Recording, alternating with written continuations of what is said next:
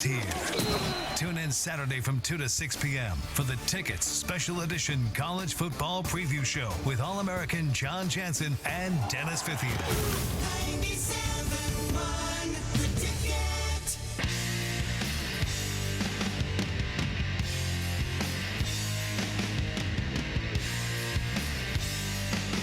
Karsch, Scott Anderson. Feedback coming into the Karsch and Anderson inbox. From Scott, Kang hit on why I'm frustrated. Stafford isn't Drew Brees or Tom Brady or Aaron Rodgers, and what ticks me off is the Lions are acting like he's somehow above playing in the preseason. There's some truth to that. I get where you're coming from. I guess the one thing I would say is that it's not that he's above playing in the preseason. I don't think. It's that they can't afford to lose him in the preseason. Their situation is so bad. But then again, isn't every team kind of screwed if their starting quarterback gets hurt in the preseason?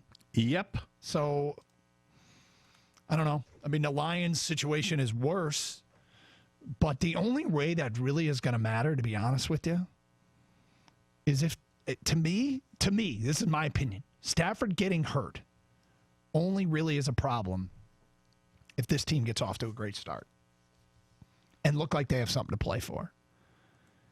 And if he gets hurt early, I'm going to be like, well, that probably jumpstarts a rebuild. If he gets hurt late and they're bad, what difference does it make? So it's only going to matter to me if they're like 7-3 when he gets hurt and their backup situation's terrible. Then that's the worst case scenario. Yeah, they. He goes down, season's over with because they have arguably the worst backup quarterback situation in the National Football League. And for the tank crowd, they're like, well, play him. Sure, get the top pick, do what you can. You can't play scared, but but maybe this is also, I'm just trying to look at other theories here and try to bring up other reasons why you wouldn't, other than just the obvious that, look, a dozen teams have done it, why not the Lions? Could this be or have something to do with the offensive line? That they don't feel like that offensive line is yet gelled enough where they feel comfortable they're going to protect the quarterback. Well, that brings us to this interesting stat. And yes, it could have something to do with it. And run blocking is different than pass blocking. But Mike O'Hara, small sample size, but everything in the preseason is kind of taken with a grain of salt. You're looking for trends. You're looking for things that your team has shown improvement on. Mike O'Hara pointed out that through 2 preseason games of DetroitLions.com, Lions running backs have gained 133 yards on 29 carries, an average of 4.6 yards per carry. The last 3 seasons, 4.6 yards per carry for your football team would rank you 11th, 3rd, and 5th in the last 3 years. 11th in 2018, 3rd in 2017, 5th in 2016. It's preseason. Who you're going against matters. Some of these numbers, Kerryon Johnson came in and ran behind the first-team offensive lineman, average, I think, 5.3 yards a carry. So is this something to work with? Is this, again, small sample size, but it's been a point of emphasis?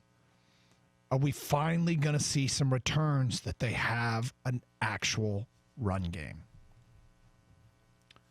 Well, you certainly hope so. And I think they are going to have a running game that was better than last year, and last year was a lot better than it was the year before. I don't think it's going to be incremental either. I think you're going to see a real difference in the running game. And I certainly hope that that's the case because that's kind of the foundation, at least we're led to believe that's kind of the foundation of what this offense is about. And you have to take care of the football. That's the other thing. You take care of the football and you're able to have longer sustained drives because of a running game. You take the burden off the defense, and you've got a real chance in games. Now, certainly we'd like to see more from Matthew Stafford, too, because that's the other big part of it. I mean, if you're running the ball well through the first 4 or 5 games, but Stafford's not throwing it well, guess what team's going to do? Adjust. Mm-hmm. And they're just going to go out there and stop the run. So you have to find the balance. Do you think the passing game's going to be better than it was a year ago? Yes, I do. Do you think the run game's going to be better than it was a year ago? I do. I do too. I mean, and yet I don't know why I'm not more optimistic. Look, last year defense should be better, right? Shouldn't it? Last year, the Lions averaged 104 yards a game on the ground, just under 104 yards a game. That's quite the improvement over the previous year, where they averaged 76, and they were worse than the league. So you're talking, what is it, 28 yards almost a game better? How much better can they be this year? What would be better for you? Another 10 yards a game, another 20 yards a game? Let's say they go another 20 yards a game and make it 124 yards per game. That would put them in a tie with Buffalo from last year and number 9 in the league. It's possible they can get into the top 10 in rushing. Now, that's a 20 yard per game increase is sizable. You know, you're talking about what, 18% and 19% over last year. That's a big return if you can do that. However, you kind of feel that they're set up for that because the stable running backs is better, because you've got tight ends that are known for blocking, and you've got hopefully a healthy offensive line from day one ready to roll. It stands to reason, and yet I don't know why we're not collectively more optimistic. And maybe I guess I'd feel a lot better if, the Lions were in the NFC East, not the NFC North. Sure. If they go 10 yards a game better, that puts them right in the middle of the league from last year's stats. Mm-hmm. If they're 20 yards a league, it goes to number 9. So that's how compacted things are in the league. 10 yards makes a big difference. 248-539-9797. Ticket text 97136. If you gave Patricia a lie detector test, I'm convinced he believes in number 9. He was so bad last year and was struggling. Okay, I'm sorry, I read this wrong. If you give Patricia a lie detector test, I'm not convinced he believes in number 9. He was so bad last year and was struggling in practice this year. Fales showed flashes of ability. I'd run him out there with the number 1s on Friday. Stafford's toast. All right. Fales had a nice game for him, but you know what that is? It's Kellen Moore 2.0 is all it is. It's somebody who does a nice job against another team's backups. Mm-hmm. Okay? Great. They won the backup war.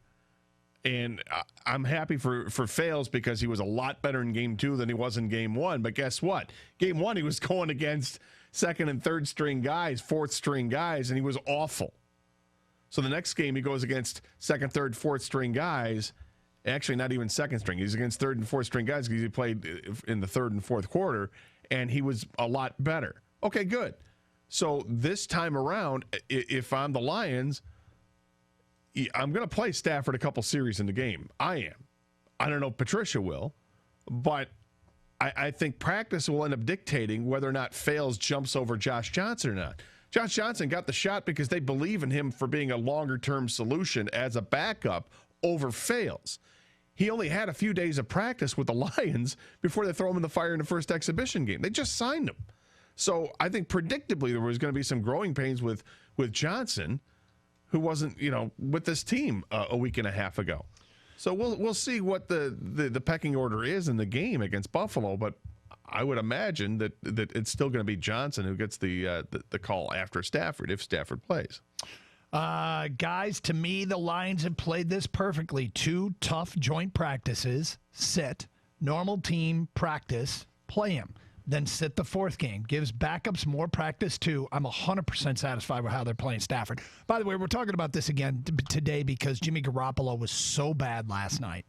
And it was only 2 series, but he looked bad. He had a 0.0 rating, and it was kind of one of the stories that came out of that game. And it was kind of begs the question, hey, maybe this is why you play Stafford a little bit more. Waiting to start him in the first game and seeing game speed for the first time isn't good. This will also be bad for his play and could hurt him as well. That's from an unnamed texter.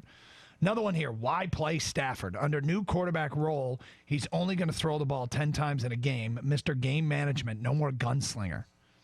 I'll take the over on 10 throws a game. Okay. What is your... over 10 throws a game. These are the kinds of bets I like making. Yeah. Somebody makes a statement like that, I always come back with, okay, want to bet? Gator. Doug? What is your Antonio Brown? We will explain today at 10:32. 97.1 The Ticket.